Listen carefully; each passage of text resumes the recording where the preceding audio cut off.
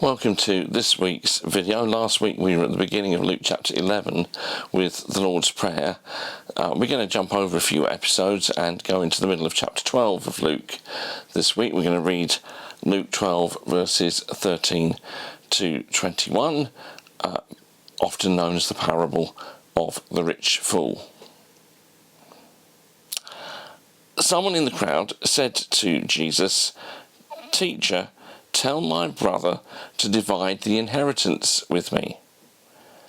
Jesus replied, "Man, who appointed me a judge or an arbiter between you?" Then he said to them, "Watch out.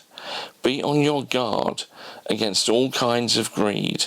Life does not consist in an abundance of possessions." And he told them this parable. The ground of a certain rich man yielded an abundant harvest. He thought to himself, "What shall I do? I have no place to store my crops."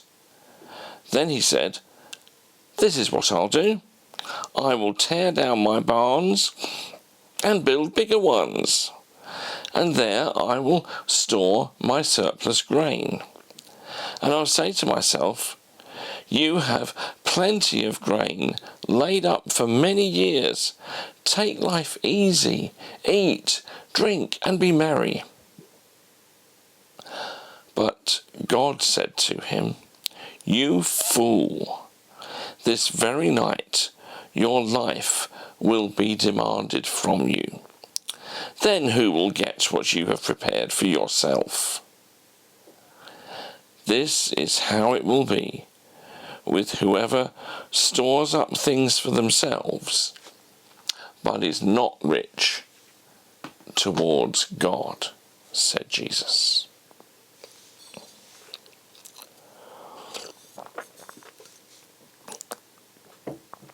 I'm going to begin with a story that one or two of my churches have heard, but that the church that I'm preaching at on Sunday won't have heard. My paternal grandfather was one of 8 children. There were 6 brothers and 2 sisters. 2 of the brothers died in World War I, and so by the time their parents had both died, there were 4 brothers and 2 sisters still living.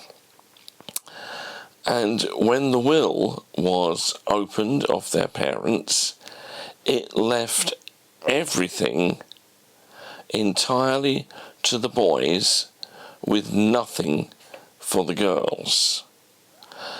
My grandfather thought that was unfair, and he said to his brothers that they really ought to divvy up the estate evenly with their 2 sisters.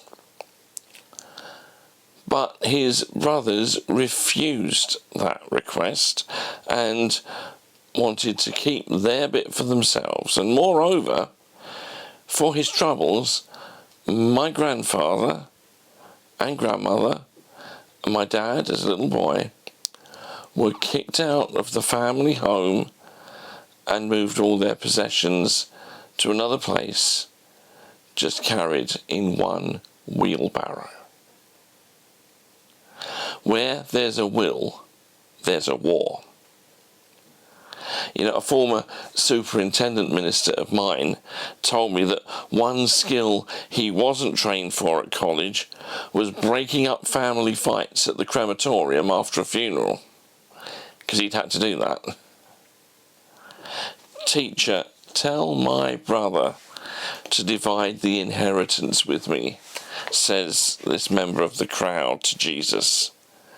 Now, if that person was not the eldest child, they might feel aggrieved, for in Jewish tradition, the eldest son received the double portion, twice as much as any of his siblings. So, surely this is a justice issue, and surely Jesus will speak out.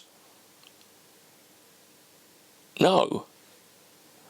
Jesus knows something else is at work here, not a desire for justice, but greed. Watch out, he says. Be on your guard against all kinds of greed. Life does not consist in an abundance of possessions.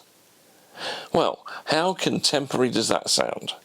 And whether or not we are all wealthy, we are surrounded by it in our society, where much of our economy depends on people buying what they don't need. And we're certainly surrounded by it in Surrey, to the extent that when I first arrived in this area, one of my colleagues said, "Is the gospel against Surrey?" And the indoctrination starts young. At our first Christmas here, our children felt the odd ones out at school because they didn't go skiing in December. The next summer, our son was told he hadn't had a real holiday because he didn't travel to his on an aeroplane. And what Jesus is telling us here is that when we think life is about an abundance of possessions, we are saying no to God, because we are replacing the one true God with the false god, Mammon. Make no mistake, a lot of the language in our society around possessions is religious. Think of all the times you have been told that a particular item is a must-have. Is it really? Weren't you living okay before it came along? That's the language of worship and idolatry. God is our must-have. But you say, there are certain possessions we need in order to live and function in our world, and I agree with you. We cannot live without material things. I'm not saying that. God made a material world, and we are material beings. Of course we need certain things. I'm not about to suggest that we should all sell up and disappear to become hermits. But you see, what Jesus is doing here is he's telling us that our use of money and possessions is a spiritual exercise. The way we use what is given to us needs to be as much a matter of spiritual discernment as anything else we do. And I want to suggest 3 principles we need to remember if we are to treat money and possessions in a godly way. The first principle is stewardship. What do I mean when I say stewardship? That what we have is not ours, but is on trust to us from God, and that we manage it on his behalf. I think this is the meaning of Genesis chapter 1, where God makes human beings in his own image and tells them to rule over the earth. The earth does not become the possession of humans because God made it. But God makes human beings to be his stewards, his delegated managers, looking after it wisely for the master. And you see that I'm using the word steward and manager interchangeably. A steward is a manager. And the thing about managers is that they're not the people with final authority. They only have delegated authority from above. And that's our position in the human race. Items do not ultimately belong to us. We manage them on behalf of God, to whom they truly belong. In that sense, it's tricky even to use the word possessions, even though Jesus uses it here. Because in the final analysis, it's God who possesses material things, not us. They are on loan to us from God, and we shall be accountable for our trust. The farmer in Jesus' parable takes no account of this truth. He is going to make decisions about all the grain himself and all for himself. In fact, if we're not careful, the big problem is that when we try to possess things, they end up possessing us. How dangerous is that? It means we no longer have self-control because other things control us. And in that sense, we are involved here in idolatry and addiction, something the farmer unwittingly confesses in his desire to eat, drink, and be merry. So are there any possessions in our lives where we need to hand them back to God?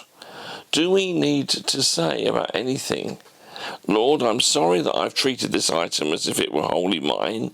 Here it is, I return it to you. If you let me keep it, I will use it for your glory. When we moved to Surrey, it didn't take long to realise that there was a very popular but highly expensive hobby in this area: golf. However, I already had an expensive hobby, and that's photography. I wasn't going to add another expensive hobby. The cost of using what I consider proper equipment, real cameras and their lenses and gears, is, more than what you're going to pay out for a smartphone. To me, real cameras are called Nikon or Canon or Leica or Sony or Fuji or something like that. They're not called Apple or Samsung. And therefore, something like this, I've got to be jolly careful as a Christian about making decisions on spending on new equipment. Even photographers generally, regardless of whether they're religious or not, there's a common thing where photographers talk about people who have gas. Now, before you think that they've just got an embarrassing antisocial condition, I need you to know that the word gas is an acronym, and the letters GAS there stand for Gear Acquisition Syndrome. People who have the continual lust for just one more bit of kit, because if I just have that one more thing, that'll make all the difference to my photos. I have to be sure as a Christian that I'm dedicating the gear I buy and use to God and not to myself. So our first principle is stewardship. Our second principle is prayer. How are we going to show we have regard for God in the use of those things he has entrusted to our care? Surely a part of the answer is that we're going to consult him. That means prayer. Tragically, the farmer in Jesus' parable has no place for prayer. The only person he talks to is himself. All he does is gather the grain for his own benefit. Think of the poor who would have suffered from not having what they needed from those crops that came from his land, had this story been literally true and not a parable. Look at what's been happening in our world recently, with the cynical way Russia has stopped Ukrainian grain getting to hungry people around the world, including many African states. That's what happens when you think you can do what you like with worldly goods, and when your belief in God is either non-existent or mere lip service to him. in some cases, God has already given us the wisdom we need in order to know what to do with material things. The Bible shows us plenty of things in general about His will for our life in this world. But in other cases, we need the discernment that prayer provides. Last week, when I was speaking about the Lord's Prayer, if you watched the video, you might recall I told a story about how some years ago I'd been thinking of buying a computer but wasn't sure whether to spend that large amount of money or whether I just fancied more gear. Until I received a word from God from a friend who'd been praying for me and had no idea I was wrestling with this issue. In fact, recently we had to replace our main desktop computer here in my study because our old one was causing too many problems, and it's a necessary item in our world today and certainly for my work. But, I also, as well as the desktop computer, I have a laptop that I take around with me if I need a computer at meetings I'm going to. And last year, the manufacturer of that laptop, I booted it up one day and up popped a message from the manufacturer telling me that now it was 4 years old, they would no longer provide any support for it if it went wrong.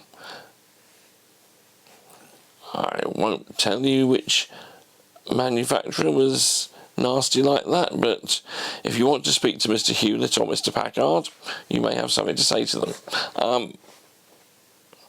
So I know I have to be on standby to replace that laptop. I'll need one at some point. I think I know what model I would replace it with. However, even though I have looked at examples of my proposed replacement online, and sometimes I've seen relatively attractive prices for them, I still haven't bought one. For every time I see a replacement, so far I feel uneasy. Without a sense of peace from God, I'm not going to proceed. Spiritually, I just don't quite feel it's right yet. I'd like to. I like computers, like I told you last week. But prayer comes into it with possessions. Prayer can make it clear to us that it's right to buy something, that it's wrong to buy something, or, I guess the situation I'm in with the laptop, it's right to wait. It's God's call, not mine. I can cope until then. So, first principle, stewardship. Second principle, prayer. Third and final principle when it comes to money and possessions. Well, it's third and final one in this talk. There are probably others in the Bible than these. The third principle is giving. Because in the parable, the punchline Jesus gives us is that God castigates those who don't give. And that's the last thing that was on the farmer's mind. God said to him, "You fool, this very night your life will be demanded from you. Then who will get what you have prepared for yourself?" And Jesus concludes by saying, "This is how it will be with whoever stores up things for themselves, but is not rich towards God." Not rich towards God. In other words, not a giver. Being rich towards God is an expression that has echoes of Jesus' language elsewhere in the Gospels about storing up treasures in heaven rather than on earth, which means a devotion to giving and to good deeds. If we want a way of dethroning mammon in our life and truly worshipping the God and Father of our Lord Jesus Christ, then giving will aid us in that goal. Now, just to raise the subject of giving means we have a tricky subject to navigate. Christians disagree about how much we should give. And of course it's a sensitive issue at present with all the inflation that we're facing and the bad economic conditions generally. Some Christians argue we should all tithe, that is, give 1/10 of our income.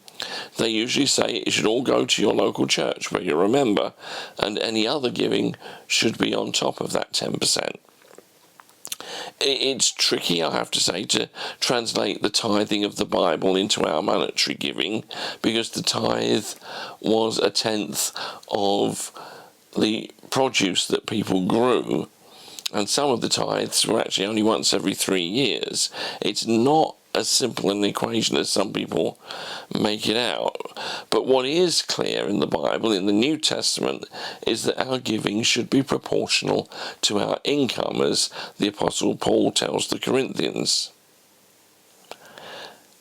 It's certainly also important in biblical terms to give to the poor or those working with them, and also to the cause of Christian mission. You can see examples of these if you go through the New Testament, not least the book of Acts, and also in some of those instructions that Paul gives his congregations. So, forgive me for not giving you a one-sentence simple answer on giving. I would simply say that our giving is part of our stewardship, and it must be approached in prayer. Just make sure that in praying about your giving, you are not saying to God, how little can I get away with? But rather, how much can I give? Because if you say, how little can I get away with? You're quite like the farmer in the parable. If you say, how much can I give? That's much more like a Christian disciple. So in the end, the stewardship, the prayer, and the giving all come and work together when we seek to have a godly approach to money and possessions.